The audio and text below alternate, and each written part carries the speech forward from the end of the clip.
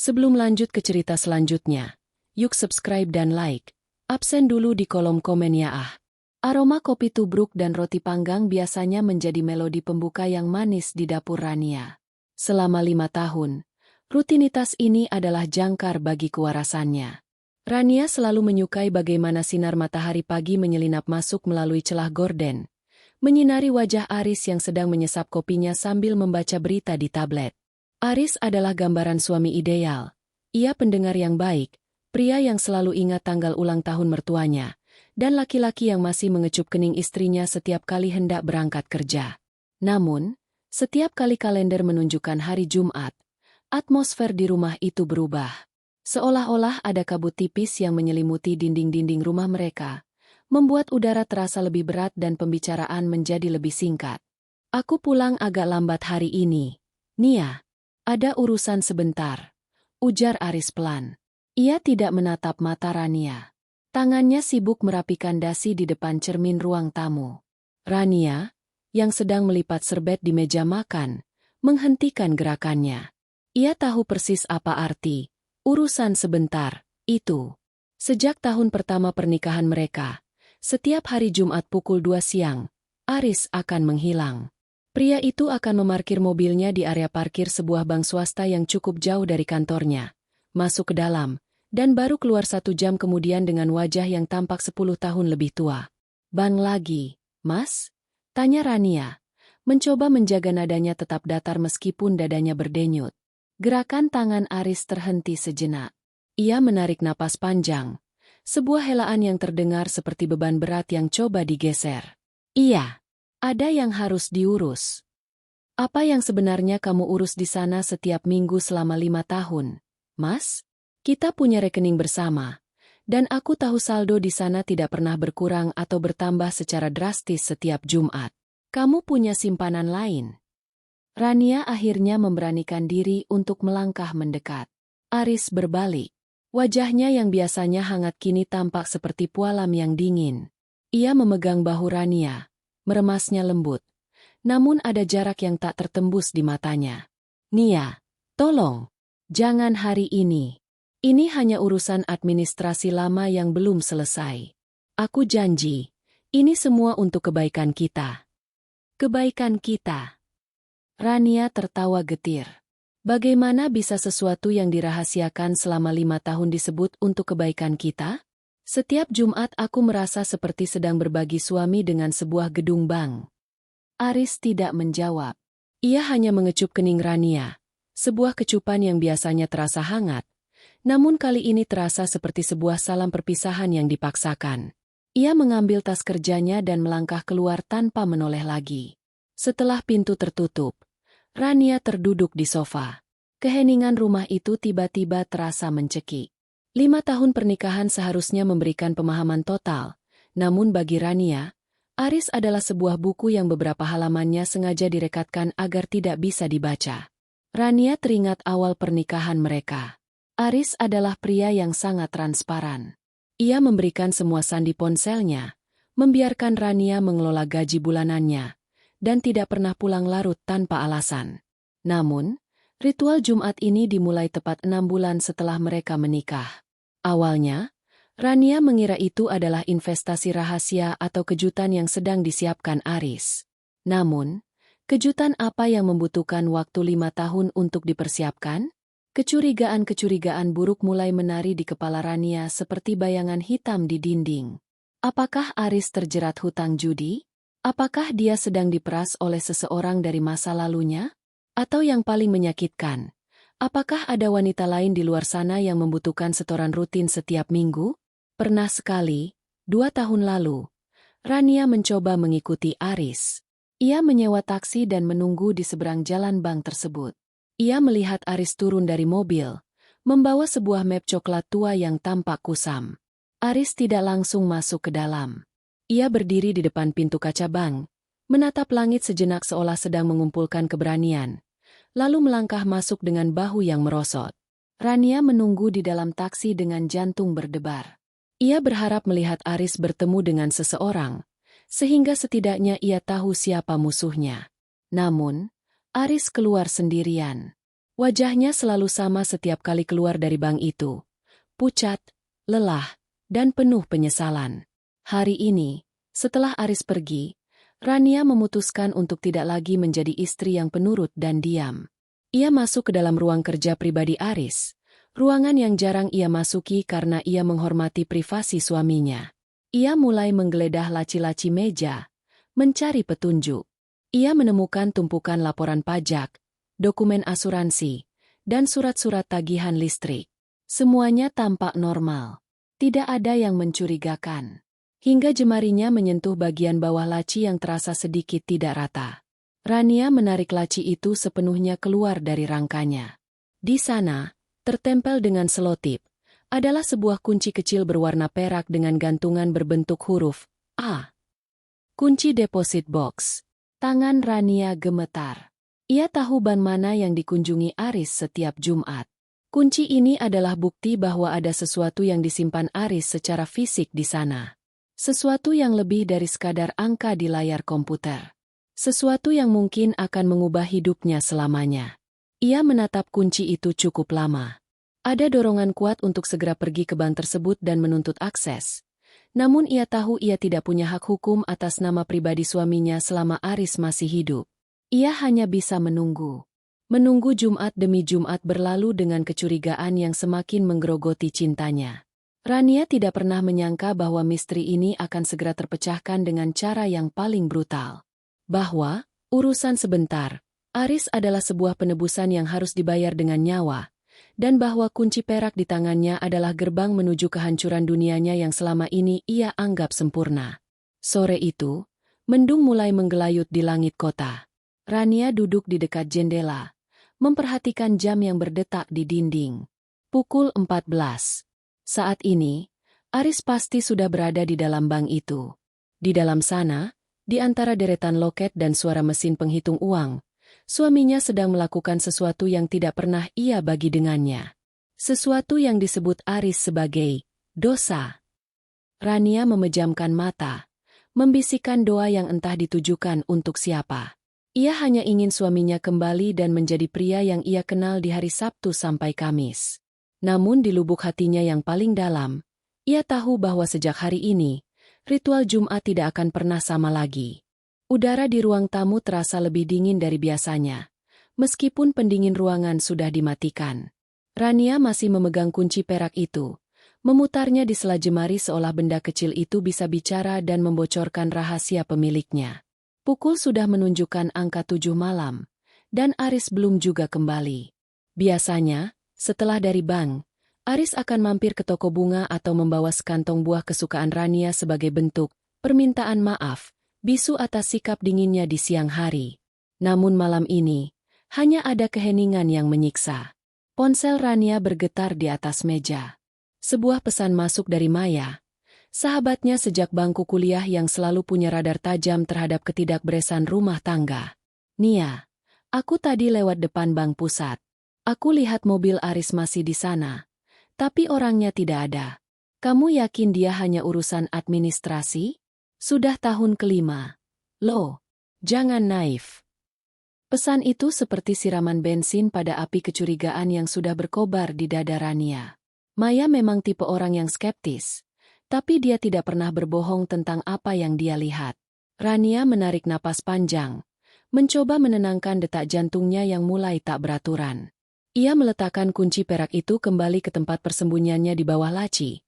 Namun bayangan tentang apa yang ada di dalam deposit box itu terus menghantuinya. Keesokan harinya, Sabtu pagi, Aris bersikap seolah tidak terjadi apa-apa.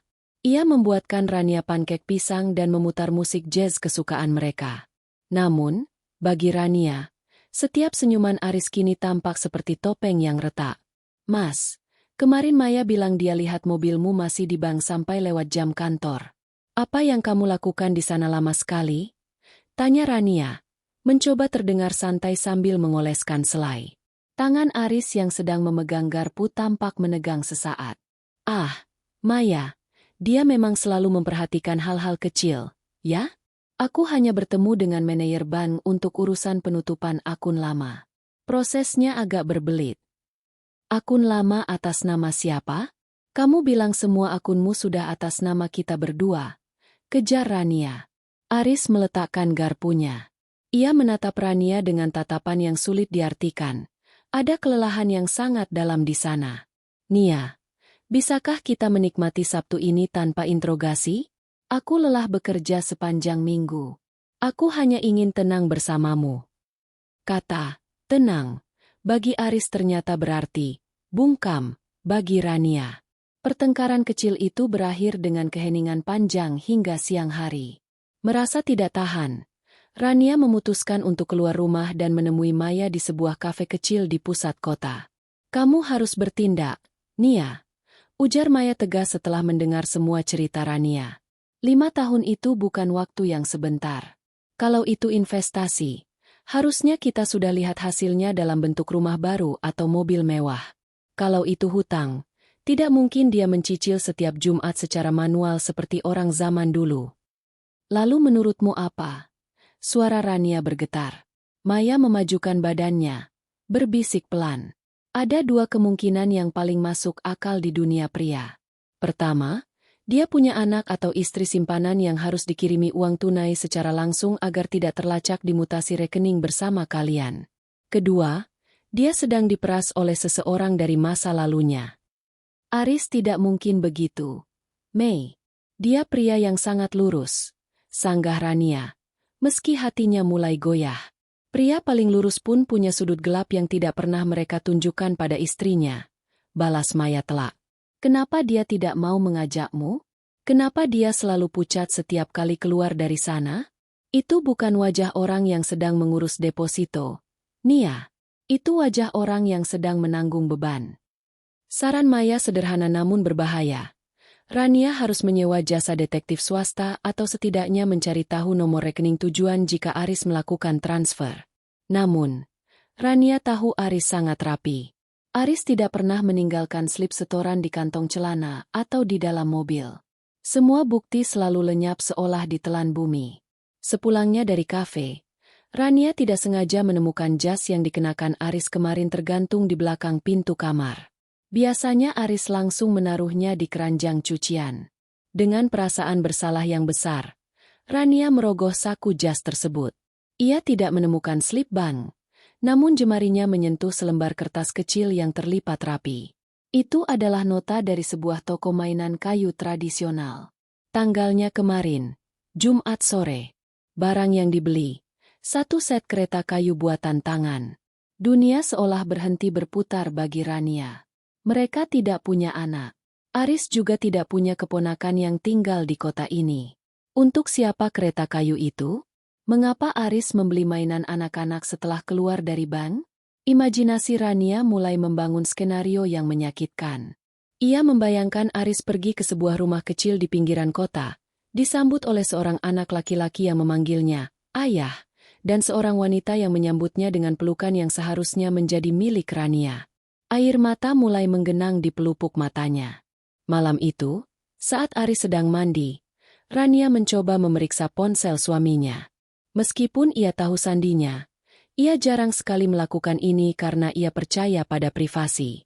Namun kini, kepercayaan itu telah hancur.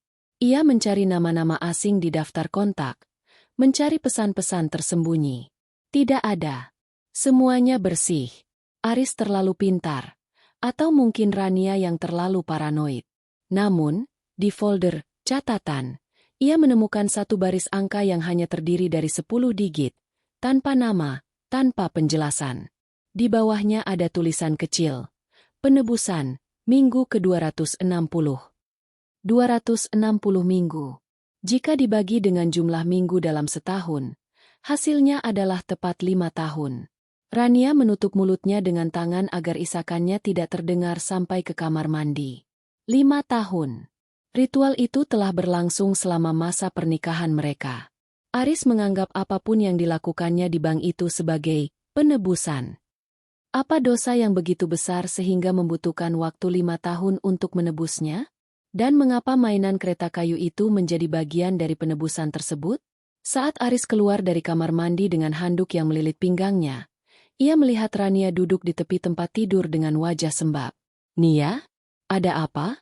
Tanya Aris panik, mendekat ke arah istrinya. Rania menatap Aris, mencoba mencari kejujuran di mata pria yang sangat dicintainya itu. Mas, apa kamu punya rahasia yang melibatkan seorang anak? Pertanyaan itu membuat Aris terpaku. Warna di wajahnya mendadak hilang, menyisakan pucat yang lebih mengerikan dari yang pernah Rania lihat sebelumnya. Ia tidak membantah. Ia tidak marah. Ia hanya menunduk. Bahunya gemetar hebat. Jangan tanya sekarang, Nia. Tolong jangan sekarang. Bisik Aris dengan suara yang nyaris hilang. Jawaban itu bagi Rania adalah sebuah pengakuan. Hatinya hancur berkeping-keping. Ia merasa selama 5 tahun ini ia hanyalah penonton dalam kehidupan suaminya sendiri, sementara pemeran utamanya ada di luar sana, di balik pintu bank dan mainan kereta kayu itu. Kecurigaan itu kini bukan lagi benih, melainkan pohon besar yang akarnya mulai meretakkan fondasi rumah tangga mereka. Rania bersumpah, Jumat depan, ia tidak akan lagi menunggu di rumah. Ia akan menemukan kebenaran itu, meski kebenaran itu akan membunuhnya.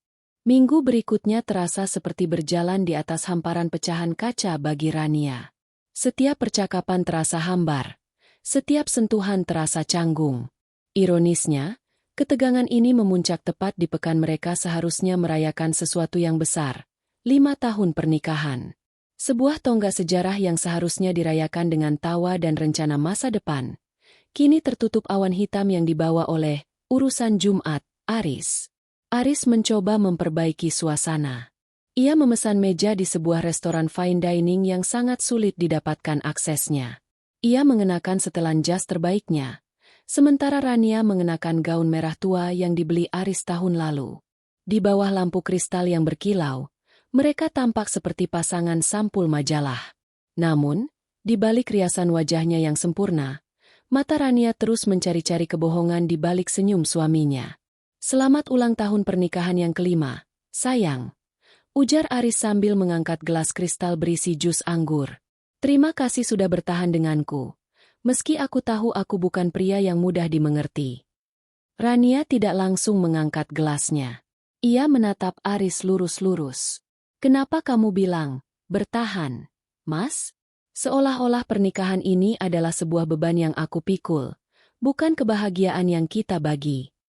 Aris tertegun. Ia meletakkan gelasnya kembali ke meja tanpa meminum setetes pun. Bukan itu maksudku. Aku hanya menghargai kesabaranmu.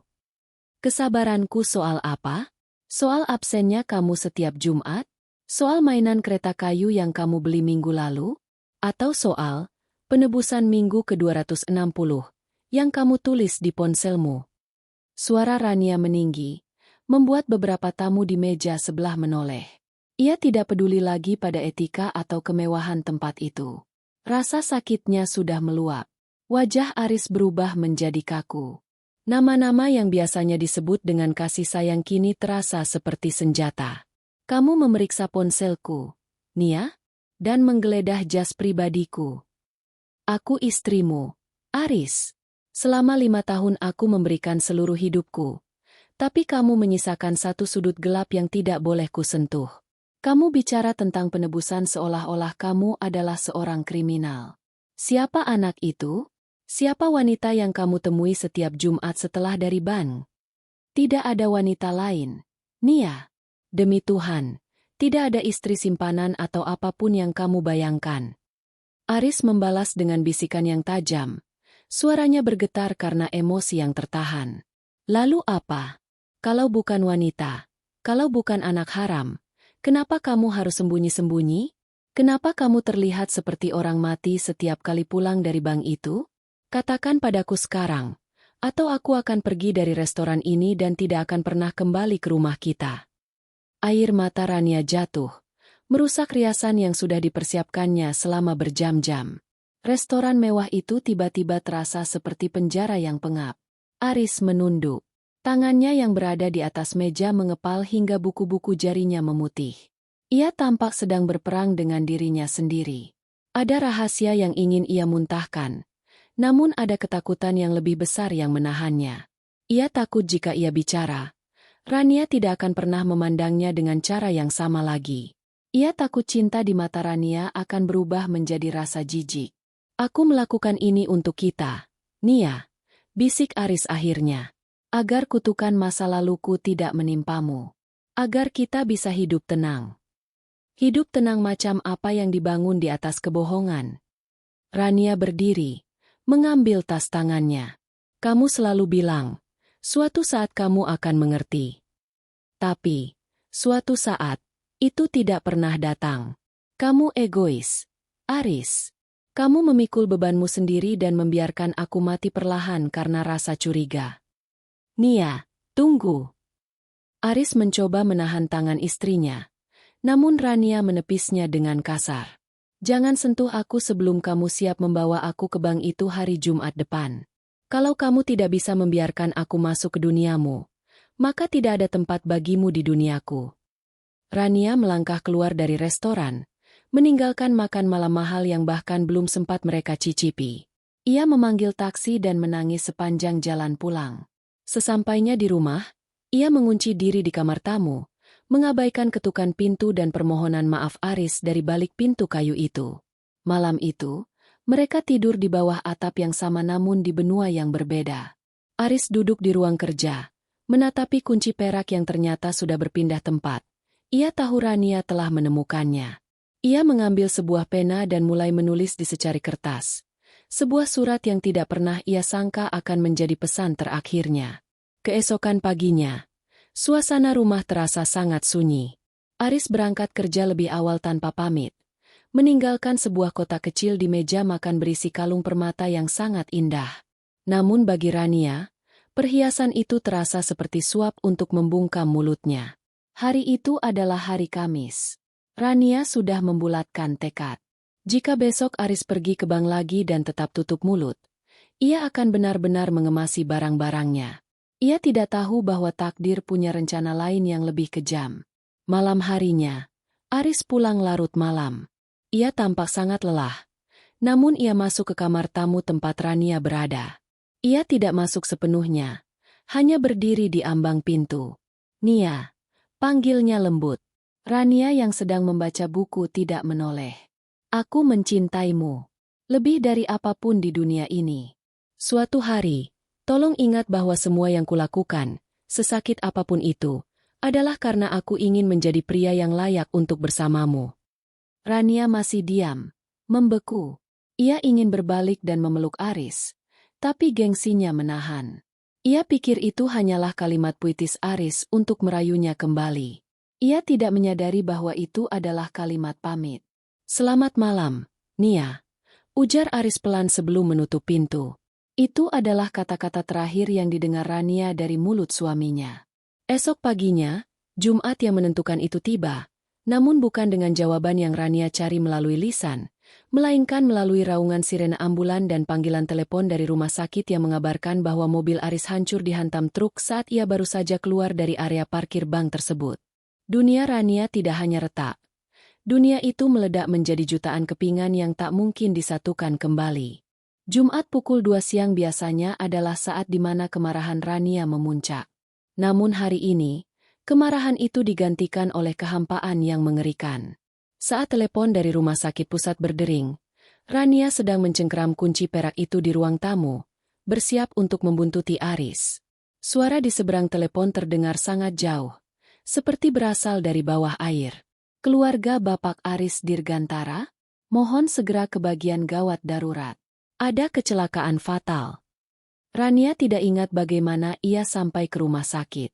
Segalanya kabur, aspal yang panas, suara klakson yang memekakan telinga, hingga bau antiseptik yang menyengat saat ia berlari menyusuri koridor rumah sakit. Di sana, di balik tirai hijau yang tipis, ia melihat sosok yang paling ia cintai tertutup kain putih hingga sebatas dada. Wajah Aris tampak tenang, terlalu tenang, kontras dengan kekacauan yang terjadi di luar.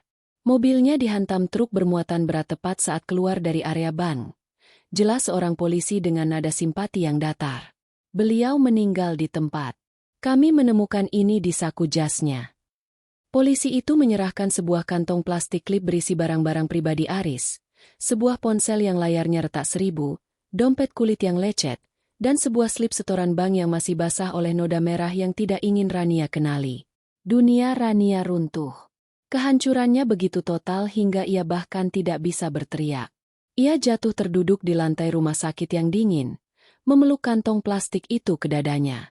Pertengkaran hebat mereka tadi malam di restoran, kata-kata terakhir Aris di ambang pintu, dan sikap dinginnya sendiri kini menjadi belati yang menikam jantungnya berkali-kali. "Mas, bangun!" bisiknya lirih. Namun Aris tidak lagi bisa mendengar permohonan maafnya. Proses pemakaman berlangsung seperti mimpi buruk yang berjalan lambat. Rania bergerak seperti robot, menyalami para pelayat tanpa benar-benar melihat wajah mereka. Maya ada di sana, memeluknya erat sambil menangis. Namun Rania hanya menatap kosong ke arah gundukan tanah merah yang menelan suaminya. Rahasia itu ikut terkubur bersama Aris. Dan itu membuat duka Rania bercampur dengan rasa frustrasi yang tak terlukiskan.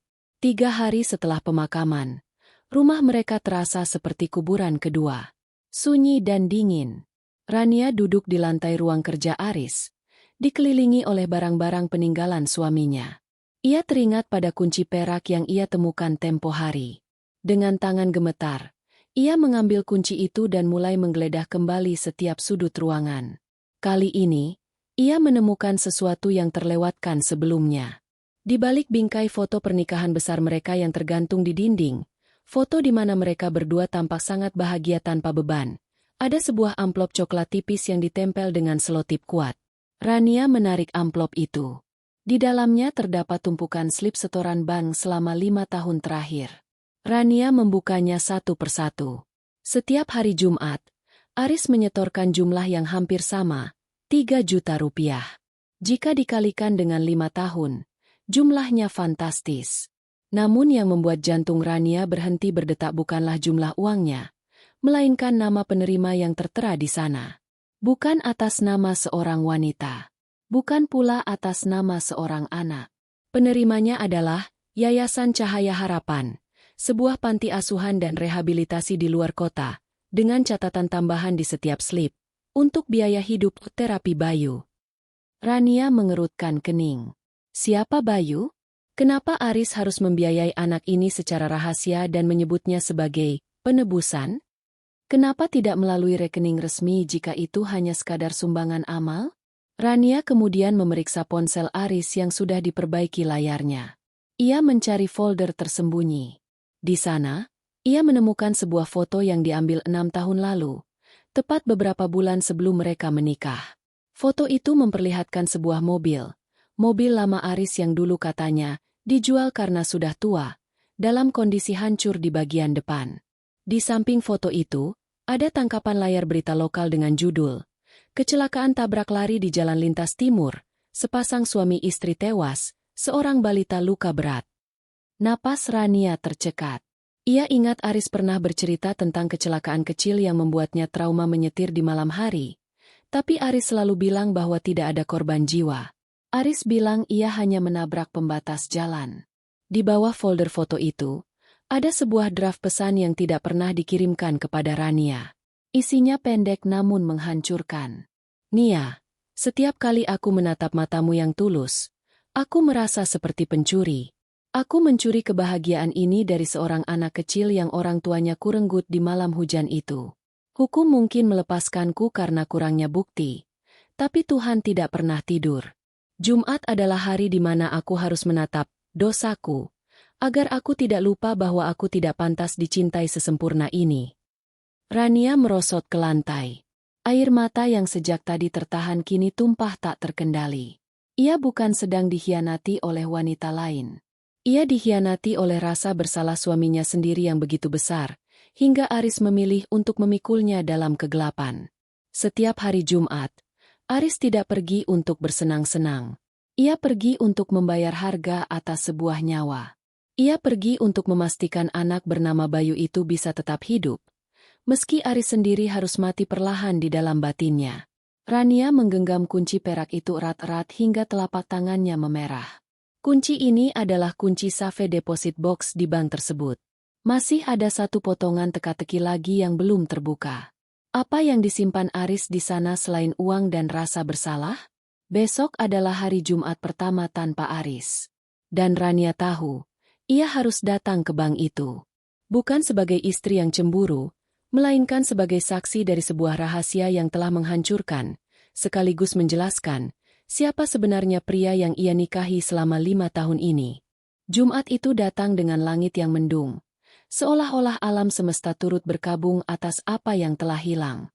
Bagi Rania, pukul 14 bukan lagi waktu yang penuh amarah, melainkan jam yang sakral sekaligus menakutkan. Untuk pertama kalinya dalam 5 tahun, ia tidak menunggu di sofa rumahnya. Ia mengenakan gaun hitam sederhana, memoles wajahnya tipis-tipis untuk menutupi sembab yang tak kunjung hilang, dan menggenggam kunci perak itu di dalam saku mantelnya. Langkahnya terasa berat saat ia memasuki pelataran bank swasta yang megah itu.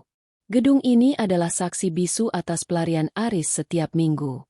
Saat pintu kaca otomatis terbuka, embusan udara dingin dari pendingin ruangan menyambutnya, membawa aroma khas kertas dan uang yang entah mengapa terasa menyesakan.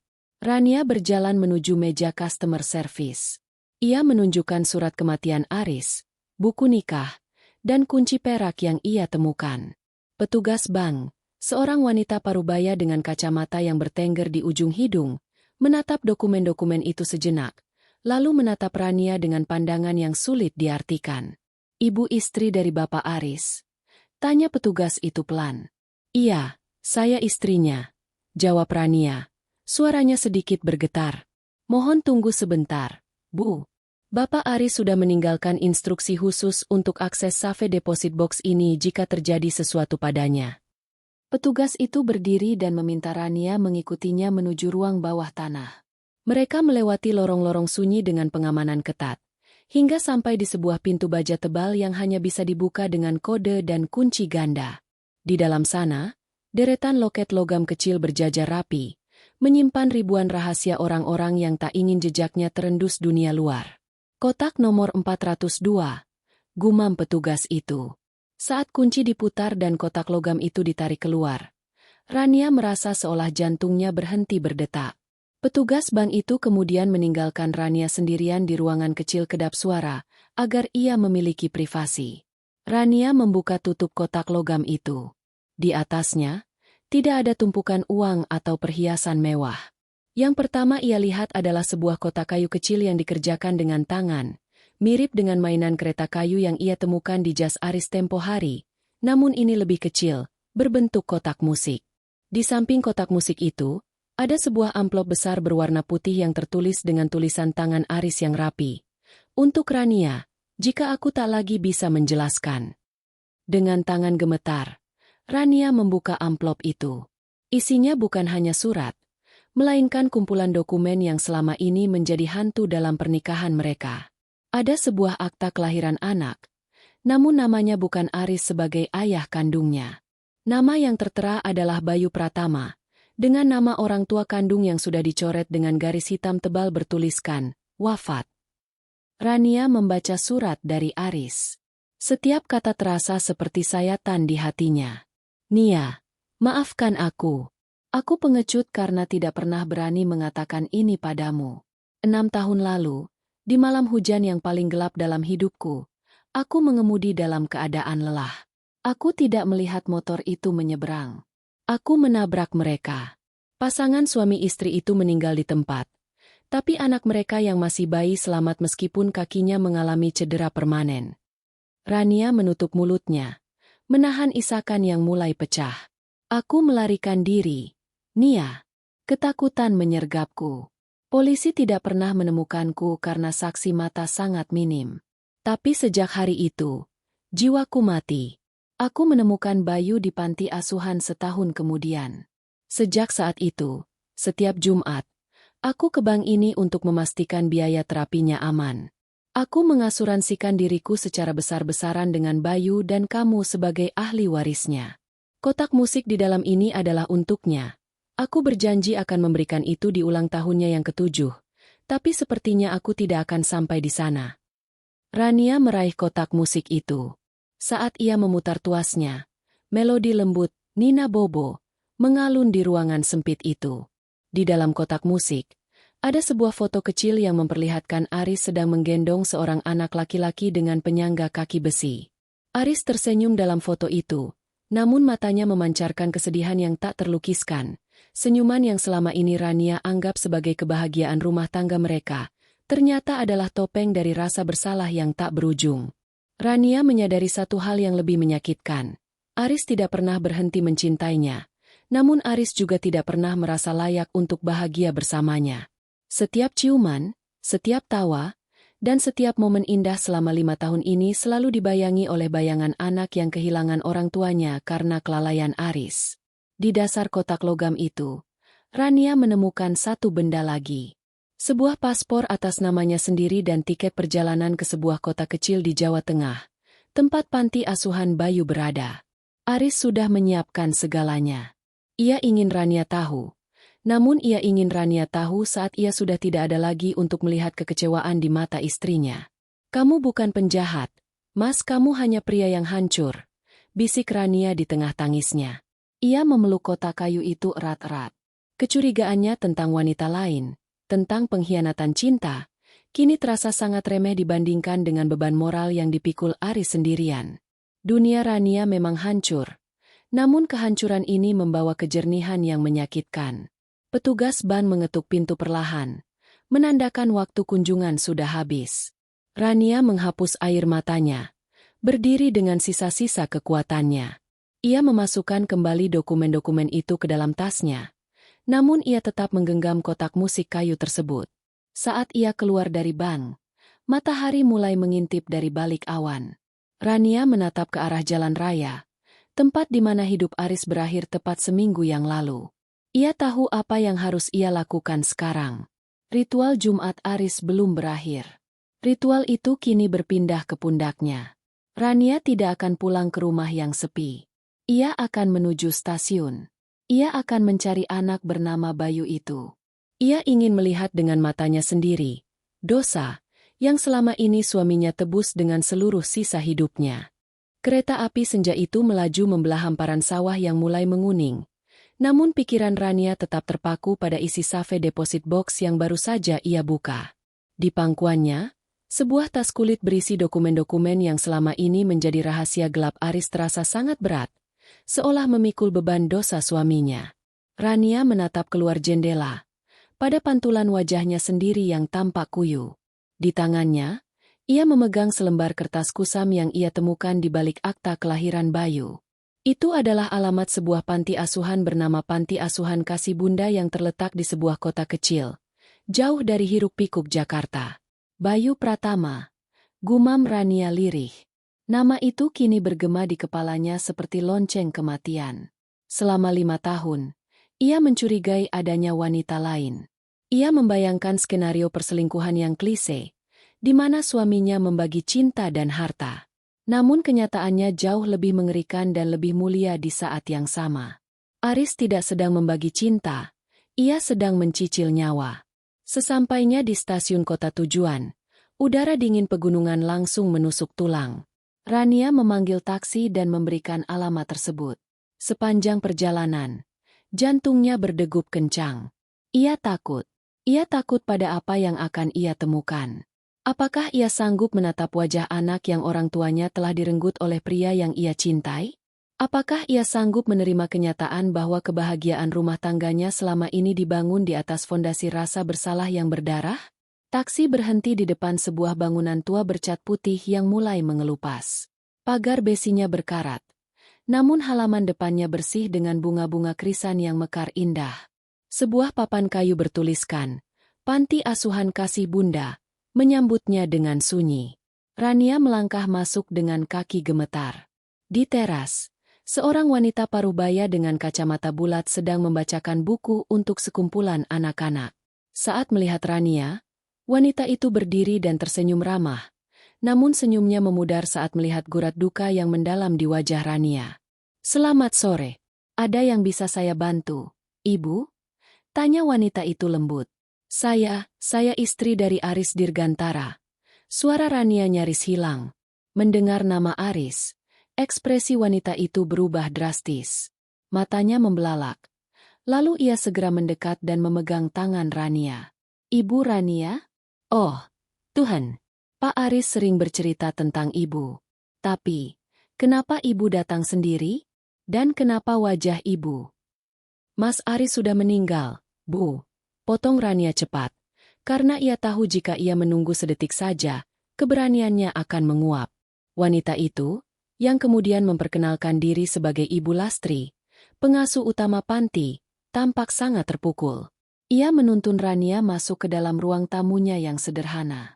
Di dinding ruangan itu, Rania melihat beberapa foto kegiatan panti, dan di salah satu sudutnya, ia menemukan foto Aris yang sedang membantu mengecat pagar panti ini.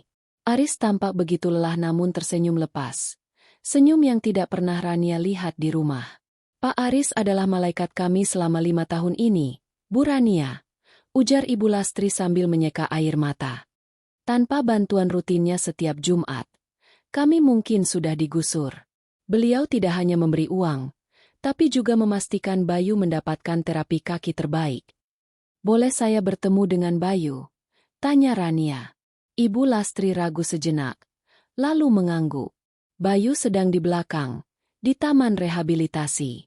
Mari, Bu. Rania mengikuti langkah Ibu Lastri menuju halaman belakang.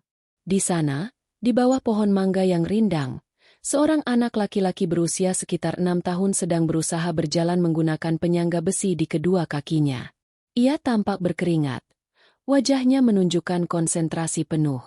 Setiap kali ia terjatuh, ia tidak menangis. Ia hanya menghela napas, lalu mencoba berdiri lagi.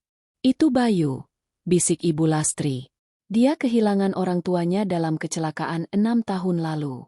Pak Aris datang ke sini setahun setelah kejadian itu, mengaku sebagai kerabat jauh yang ingin bertanggung jawab sepenuhnya atas masa depan Bayu. Rania membeku di tempatnya. Ia melihat anak itu. Anak yang seharusnya memiliki ayah dan ibu untuk memeluknya saat ia jatuh. Namun kini hanya memiliki penyangga besi dan bantuan dari seorang pria yang diliputi rasa bersalah. Rania merogoh tasnya dan mengeluarkan kotak musik kayu yang ia temukan di ban. Ia berjalan mendekati anak itu. Langkahnya terasa sangat ringan namun bermakna. Saat Bayu menyadari kehadiran orang asing, ia berhenti dan menatap Rania dengan mata bulat yang bening. Mata yang sangat mirip dengan foto pasangan yang tewas dalam kliping berita yang disimpan Aris. Halo, Bayu, sapa Rania, mencoba menahan tangisnya. Tante siapa? Tanya Bayu polos. Tante temannya Om Aris. Mendengar nama Aris, wajah Bayu langsung cerah. Om Aris? Mana Om Aris? Dia janji mau bawa kereta api kayu yang baru hari ini. Pertanyaan itu seperti godam yang menghantam dada Rania. Ia berlutut di depan Bayu, mengabaikan debu yang mengotori gaun hitamnya. Ia memberikan kotak musik itu kepada Bayu. Om Aris tidak bisa datang hari ini, sayang.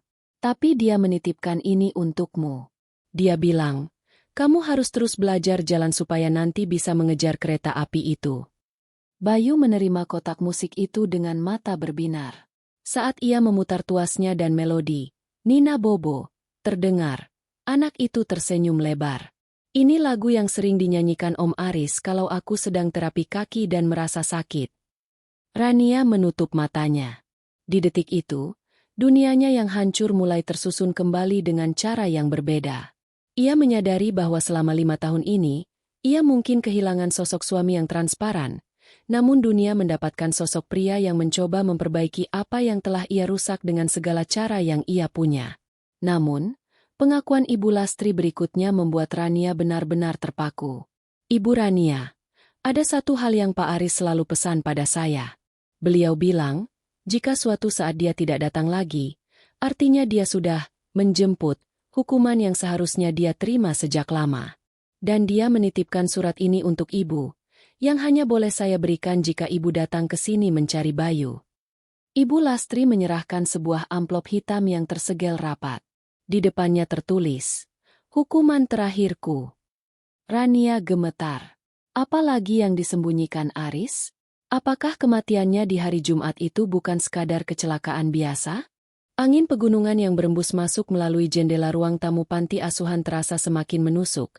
Namun rasa dingin itu tak sebanding dengan kekosongan yang dirasakan Rania saat menatap amplop hitam di tangannya. Di luar, suara melodi kotak musik masih terdengar samar, bersahutan dengan tawa polos Bayu yang tak tahu bahwa pria yang ia anggap pahlawan telah tiada. Rania perlahan membuka segel amplop itu.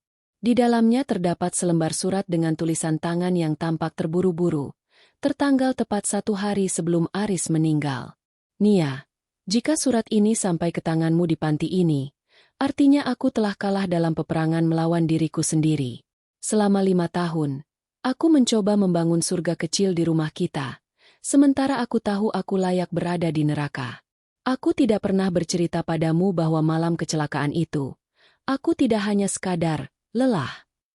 Aku sedang merayakan keberhasilanku mendapatkan proyek besar.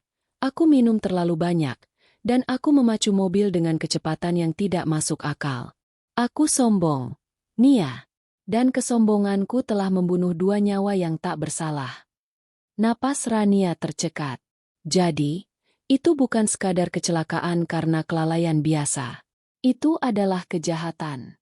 Aris, suaminya yang selalu tampak begitu terkendali dan benci pada alkohol, ternyata memiliki sisi gelap yang ia kubur dalam-dalam di bawah tumpukan slip setoran ban. Aku melarikan diri karena aku takut kehilanganmu. Kita baru saja merencanakan pernikahan. Aku pengecut. Setiap kali aku melihatmu mengenakan gaun pengantin, aku melihat darah di tangan pengantin priamu. Uang yang kusisihkan setiap Jumat bukan hanya untuk Bayu, tapi untuk membeli sedikit ketenangan bagi jiwaku yang terbakar. Tapi ketenangan itu tidak pernah datang. Setiap Jumat, aku melihat wajah orang tua Bayu dalam bayanganku sendiri. Rania meremas surat itu. Ia teringat bagaimana Aris selalu menolak setiap kali ia mengajak untuk memiliki anak. Aris selalu beralasan mereka belum siap secara finansial atau mental. Sekarang Rania tahu alasannya. Aris merasa tidak berhak menjadi seorang ayah setelah ia menghancurkan sebuah keluarga. Ia merasa menjadi ayah bagi anak sendiri adalah penghinaan bagi Bayu yang ia yatim piatukan. Bu Rania? Ibu tidak apa-apa. Suara Ibu Lastri memecah lamunan Rania. Rania mendongak. Matanya merah. Bu Lastri, apakah Mas Aris pernah menceritakan detail kejadian malam itu kepada Ibu? Maksud saya, tentang bagaimana dia menemukan Bayu.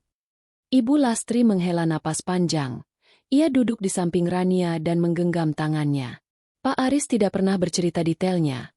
Tapi dia pernah berkata bahwa dia menemukan Bayu melalui arsip kepolisian yang ia selidiki sendiri selama setahun penuh. Dia mencari panti asuhan mana yang menampung bayi korban tabrak lari di Jalan Lintas Timur. Saat dia pertama kali datang ke sini, dia menangis selama 3 jam di depan boks bayi Bayu. Dia tidak berani menyentuh anak itu selama berbulan-bulan. Dia hanya duduk di pojokan, memperhatikan Bayu dari jauh. Rania terisak. Ia bisa membayangkan Aris, pria yang selalu rapi dan kuat, hancur berkeping-keping di pojok ruangan panti ini. Lalu, apa yang membuat dia akhirnya berani mendekati Bayu? Tanya Rania. Bayu sendiri yang mendekatinya. Jawab Ibu Lastri dengan senyum sedih. Waktu Bayu mulai belajar merangkak, dia merangkak ke arah Pak Aris dan menarik ujung celananya. Bayu tertawa. Dan di saat itulah Pak Aris memeluknya seolah-olah dia sedang memegang satu-satunya harapan hidupnya. Sejak saat itu, Pak Aris berjanji akan membiayai semua pengobatan Bayu agar anak itu bisa berjalan lagi. Rania berdiri. Ia merasa sesak di dalam ruangan itu. Ia melangkah keluar ke halaman, mendekati Bayu yang masih asyik dengan kotak musiknya. Bayu mendongak, tersenyum lebar menunjukkan giginya yang kecil. Tante, Om Aris pernah bilang, kalau aku sudah bisa jalan tanpa tongkat, dia mau ajak aku ketemu istrinya. Istrinya cantik seperti bidadari, katanya. Ujar Bayu dengan mata berbinar. Hati Rania hancur. Aris ingin mempertemukan mereka. Aris ingin jujur, namun ia terlalu takut akan kehilangan cintanya. Aris memilih untuk mati dengan rahasianya daripada hidup dengan kebencian dari istrinya. Rania berlutut di depan Bayu. Ia membelai rambut anak itu dengan lembut. Iya, sayang. Om Aris benar. Dan mulai sekarang, Tante yang akan sering datang ke sini. Tante akan menemani Bayu belajar jalan, ya? Beneran, Tante? Om Aris tidak marah. Tidak, sayang. Om Aris akan sangat senang. Rania menyadari bahwa duka dan amarahnya kini mulai bertransformasi. Dunianya memang hancur, namun di atas puing-puing itu, ada sebuah misi yang lebih besar. Ia tidak bisa mengubah masa lalu Aris. Ia tidak bisa menghidupkan kembali orang tua Bayu. Namun, ia bisa memastikan bahwa pengorbanan dan penebusan Aris selama 5 tahun ini tidak sia-sia. Namun, satu pertanyaan masih tersisa di benak Rania. Surat terakhir Aris menyebutkan tentang hukuman terakhir. Di bagian paling bawah surat itu, ada sebuah catatan kecil yang hampir tak terbaca. Nia, besok adalah Jumat terakhirku. Aku sudah memutuskan untuk menyerahkan diri ke kantor polisi setelah dari bank. Aku tidak bisa hidup dalam kebohongan lagi. Aku ingin kamu tahu dariku, bukan dari surat ini. Tapi jika takdir berkata lain. Rania menutup mulutnya. Jadi, kecelakaan itu terjadi saat Aris sedang dalam perjalanan untuk menyerahkan diri? Atau, apakah Aris sengaja membiarkan dirinya dihantam truk itu sebagai bentuk hukuman yang ia pilih sendiri? Pikiran itu membuat Rania bergidik.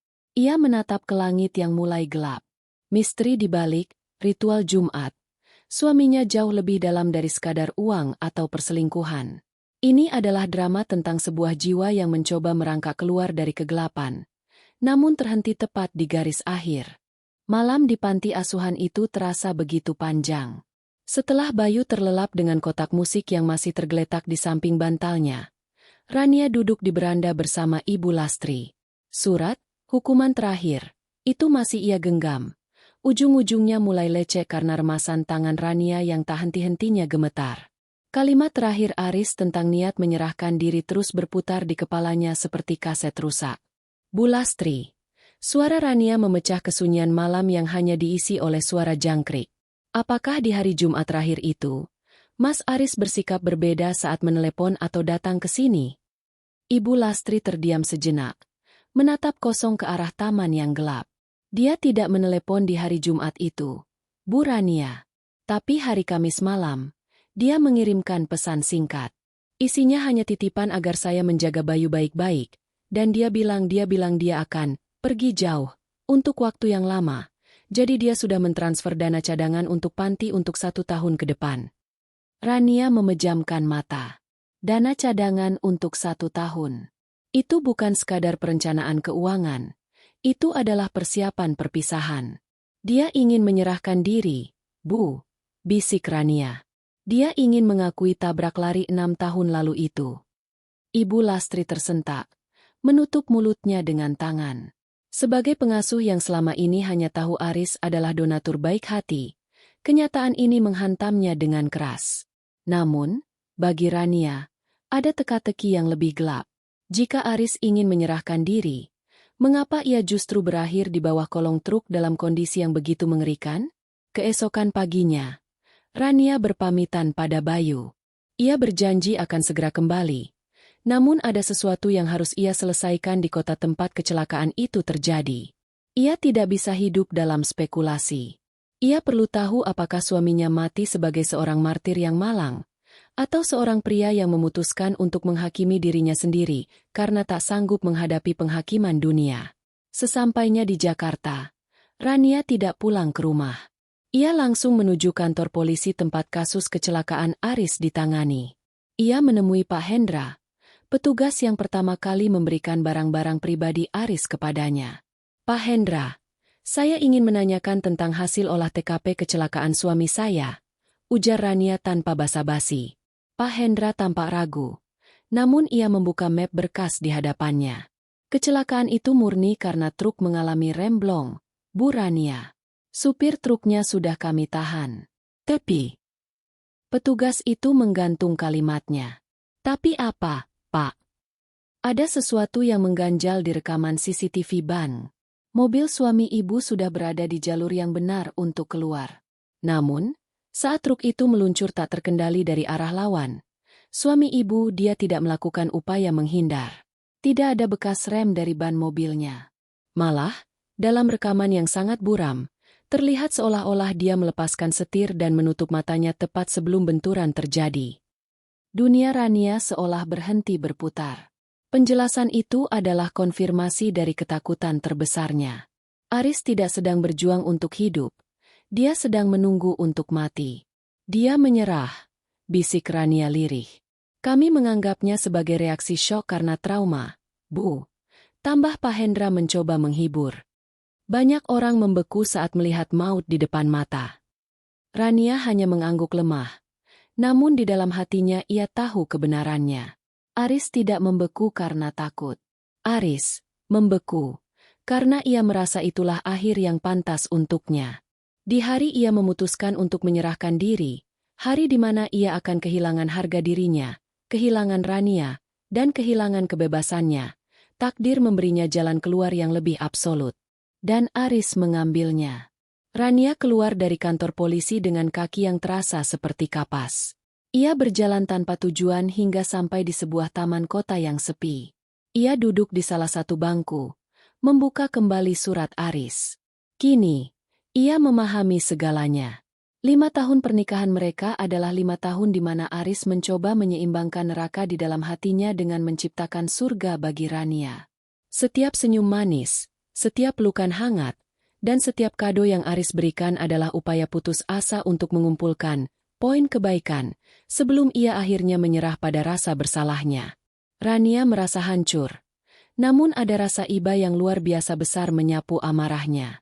Ia membayangkan bagaimana suaminya melewati malam-malam di sampingnya, mendengarkan napas Rania yang teratur, sementara di kepalanya terdengar jeritan rem mobil dan benturan logam dari masa lalu.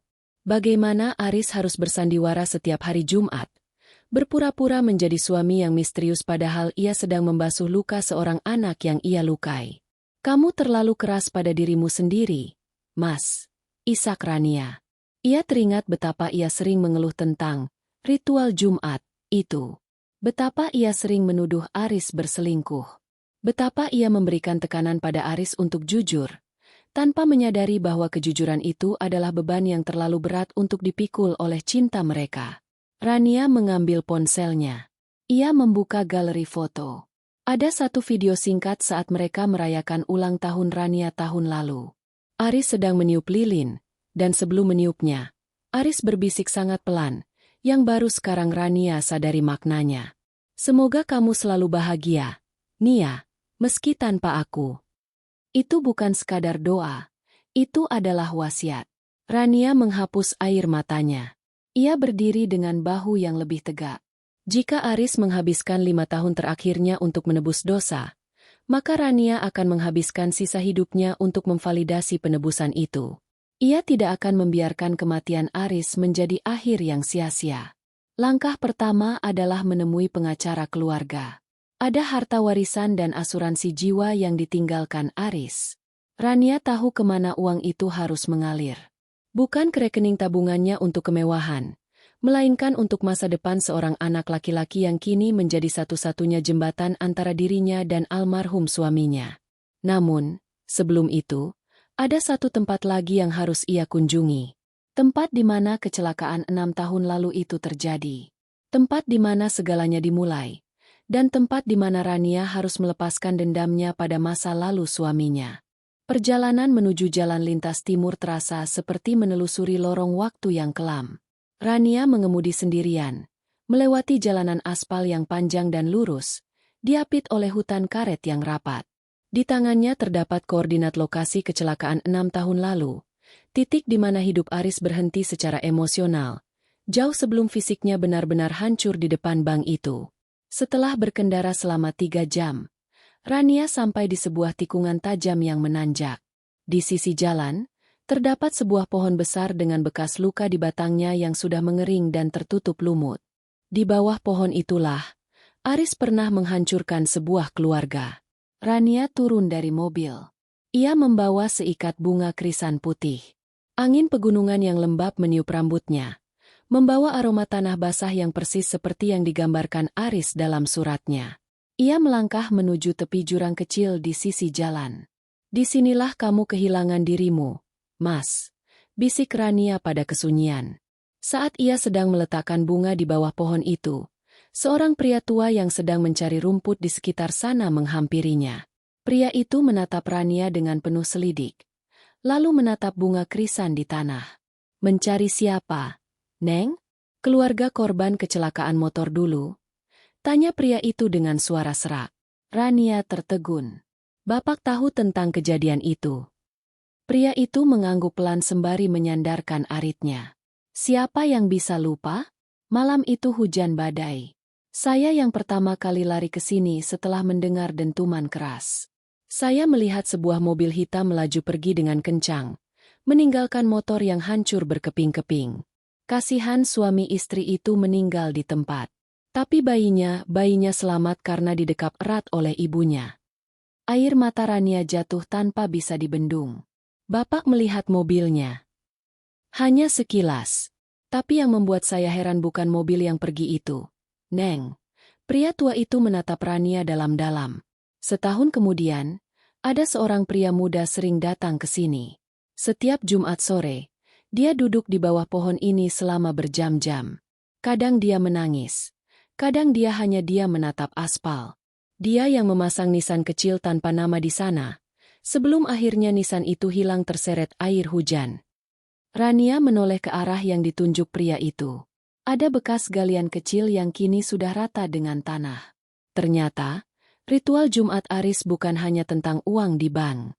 Sebelum pergi ke panti asuhan, atau mungkin sebelumnya lagi, Aris selalu menyempatkan diri datang ke altar penyesalannya di sini. Penebusan Aris ternyata jauh lebih dalam dan menyiksa daripada yang Rania bayangkan.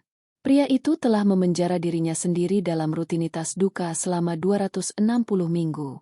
Rania kemudian menanyakan tentang keluarga korban. Pria tua itu menceritakan bahwa pasangan yang meninggal itu adalah buruh tani pendatang yang tidak punya sanak saudara di daerah ini. Itulah sebabnya Bayu berakhir di panti asuhan tanpa ada keluarga yang mencari. Mereka adalah orang-orang kecil yang keberadaannya mungkin dianggap tidak berarti oleh hukum. Namun bagi Aris, mereka adalah raksasa yang terus menghantui setiap langkahnya. Suami saya pria yang menabrak mereka. Pak, aku Rania dengan suara bergetar. Pria tua itu terdiam. Ia tidak menghakimi. Ia hanya menghela napas panjang. Neng, dalam hidup ini ada orang yang lari dari kesalahan dan hidup tenang. Tapi ada orang yang mencoba kembali dan justru tersiksa selamanya. Suami Neng sepertinya tipe yang kedua. Dia tidak pernah memaafkan dirinya sendiri, meski mungkin Tuhan sudah. Setelah meninggalkan lokasi itu, Rania merasa seolah-olah ada beban yang terangkat dari pundaknya, namun digantikan oleh rasa hormat yang baru terhadap Aris. Suaminya bukan hanya pria yang penuh rahasia, dia adalah pria dengan integritas moral yang sangat tinggi, hingga ia merasa tidak layak mendapatkan kebahagiaan jika belum melunasi hutang nyawa tersebut. Rania kembali ke Jakarta dengan satu rencana besar.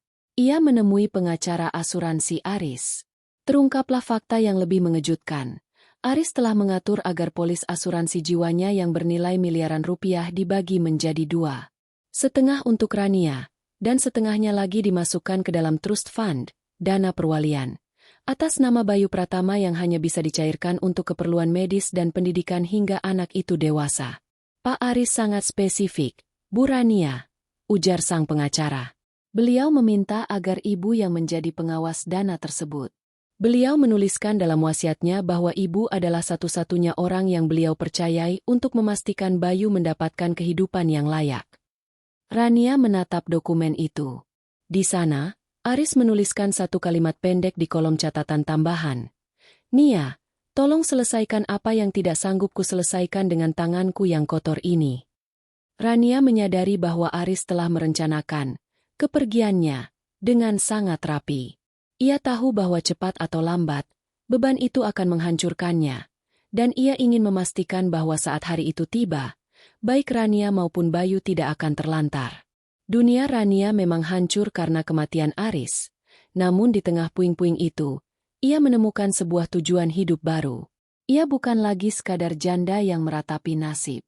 Ia adalah pelaksana dari sebuah misi penebusan. Malam itu, Rania kembali ke rumah mereka. Ia masuk ke kamar Aris, mencium aroma parfum suaminya yang masih tertinggal di bantal. Ia tidak lagi merasa takut atau curiga. Ia merasa dicintai oleh seorang pria yang, meskipun cacat secara masa lalu, telah mencintainya dengan cara yang paling heroik yang dia bisa, dengan melindunginya dari kegelapan yang ia pikul sendiri. Rania mengambil sebuah koper besar. Ia mulai memasukkan pakaian-pakaian Aris untuk disumbangkan, namun ia menyisakan satu jas yang ia pakai saat mereka bertengkar di restoran. Di dalam saku jas itu, ia memasukkan foto Bayu dan foto pernikahan mereka. Ia akan pindah. Ia memutuskan untuk menjual rumah besar ini dan membeli rumah kecil di kota tempat Bayu berada. Ia akan menjadi ibu bagi anak yang telah kehilangan segalanya, dan dengan cara itulah, ia akan memberikan Aris kedamaian yang selama ini tidak pernah pria itu dapatkan saat masih hidup. 3 bulan telah berlalu sejak nisan Aris terpasang permanen di pemakaman kota. Bagi dunia, Aris hanyalah satu lagi korban kecelakaan lalu lintas yang tragis. Namun bagi Rania, Aris adalah sebuah teka-teki yang akhirnya selesai dirangkai, meninggalkan sebuah gambaran tentang pria yang menghancurkan dirinya sendiri demi menebus sebuah kesalahan yang tak sengaja ia perbuat. Rania berdiri di depan sebuah rumah kecil bergaya minimalis dengan halaman yang luas di pinggiran kota Jawa Tengah.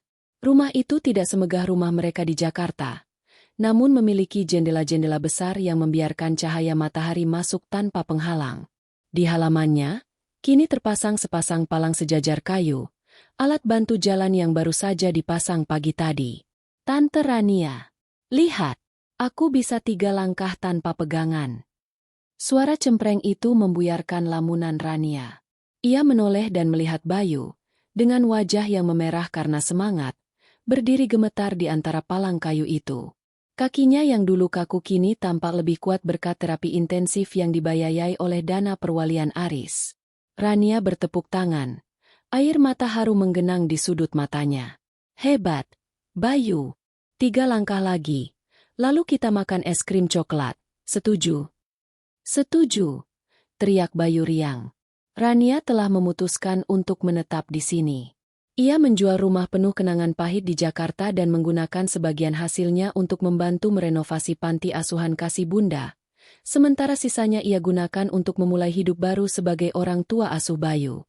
Ia tidak mengadopsi Bayu secara hukum sebagai anak kandung. Ia merasa nama orang tua kandung Bayu harus tetap abadi. Namun ia berkomitmen untuk menjadi sosok ibu yang tidak pernah dimiliki anak itu. Sore itu, setelah Bayu tertidur karena kelelahan berlatih jalan, Rania duduk di teras sambil memegang sebuah buku catatan kecil bersampul kulit hitam.